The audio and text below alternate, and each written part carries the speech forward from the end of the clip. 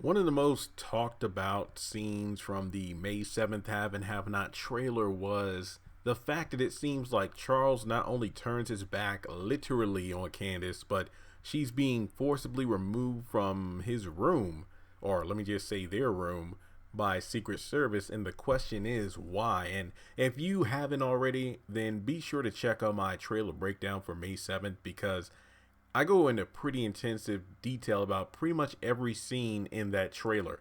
And in this scene, I talked about the fact that it seems to be various things going on. For one, it looks like Candace is sitting on the bed looking at a laptop, and whatever it is, after closing the laptop, she looks a bit unsettled by what she saw, based off her clothing and the bags on the bed. It looks like one is, like a suitcase or purse, and the other one is the computer bag. And later on in the same scene, I'm guessing later that day, because it does like a night shot when Charles is in there.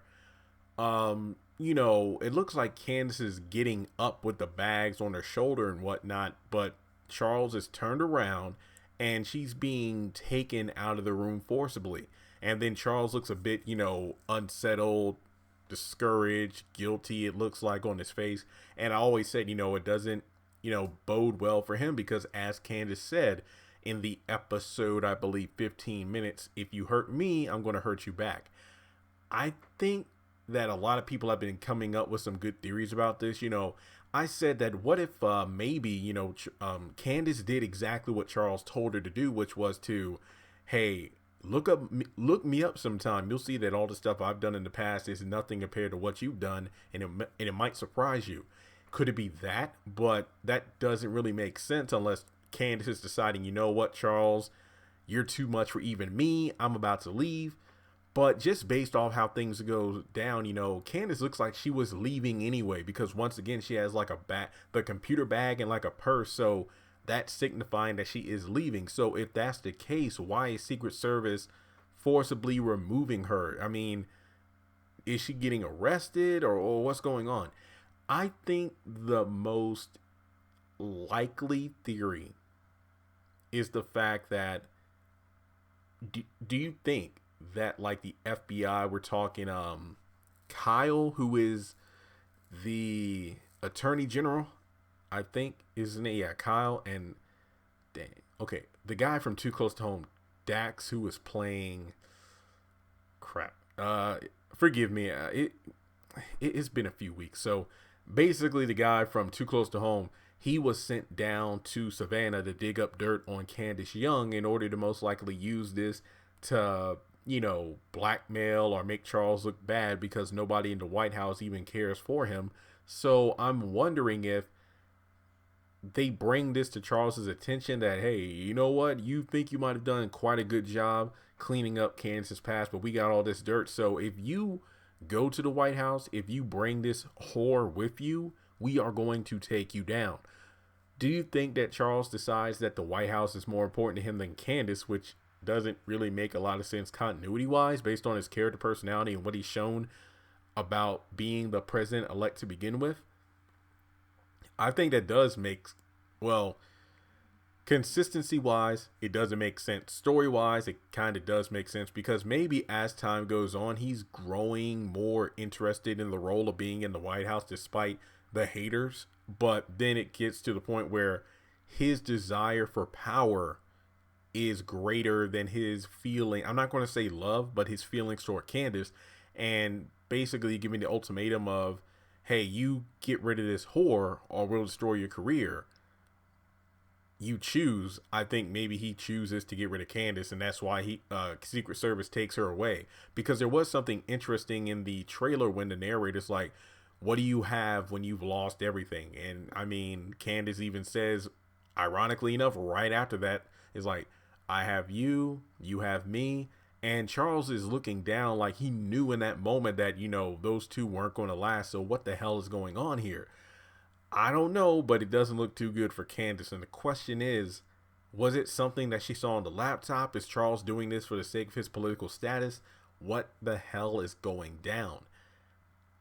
I think it's one of those situations where Candace's past probably does come up and bite her in the ass because, like I've said, and I know I sound like a broken record, but guess what? So do a lot of these characters. even though it is great that Candace has turned around, trying to make things better in her life by forgiving, asking for forgiveness, that was really more directed towards her mother. I mean, Charles was saying make peace with your family, but that doesn't include all of the people that Candace has conned, cheated, and done all kinds of wrong to. So just because you made things right with your mother, which was still one of the most beautiful and best scenes of the entire series, that does not mean all of your past sins are just magically washed away. You have a bad rap, Candace, and it's going to catch up to you. So I think that is most likely why Candace is being taken away. But once again, she did tell Charles, if you hurt me, I will hurt you back. So will she try to hurt him back? Let's say if Hannah asked about Charles and then Candace doesn't want to talk about it because he turned his back on her. Do you think Hannah will be able to talk her down from getting revenge? Because I think that is a very dumb move. I feel like if she even attempts to get back at Charles, then I feel like that erases all the development she's had the past few episodes. In my opinion. A lot of people probably like, Candace fans be like, you know what, Jeremy? No. She deserves to get revenge on him because she warned him. She led her on. And we've already seen what happened, with the whole Oscar thing. And then on top of that, losing her son and whatnot. No. If things do not work out, it is on. And then it's like, I feel like the more I watched the trailer and broke it down and where the series is going, I really don't think Charles is one of those. I don't think he's the Oscar type in terms of, this was all an elaborate scheme. One of the best videos I've done in a while was the video about, is David working with Charles against Candace? There was a lot of evidence towards that, but I feel like now it's more in line of, you know what? It isn't Charles working against Candace. It's the powers greater than even him that are tampering with Candace because of the fact that it goes back to what Landon, it goes back to what Oscar, it goes back to Benny and so many other characters were telling Candace after losing her son. You are acting out of grief. You are going back to your old tricks. But the worst thing is you're being careless, reckless, and stupid as hell because you're messing with things you have no comprehension of. Hence why Oscar kept telling Candace that you need my help in order to try to get anything on Charles because your street level tricks aren't going to work on this level.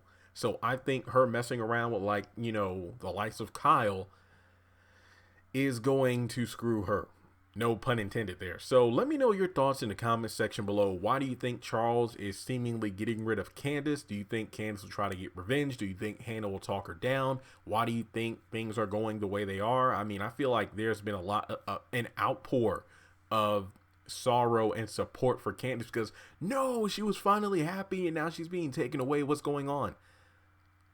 We'll just have to wait and see. But thanks so much for tuning in, guys, and trust and believe there are several other have and have not videos I'll get done between now and May 7th. So thanks so much for supporting me by hitting that subscribe button. And please, if you are listening to this video, try to get one person to subscribe. If you could, just tell one person, hey, if you have started watching that Tyler Perry show I was telling you about on Hulu, check out this guy's YouTube channel. He talks about the show to help you kind of guide your way through the series, talk theories.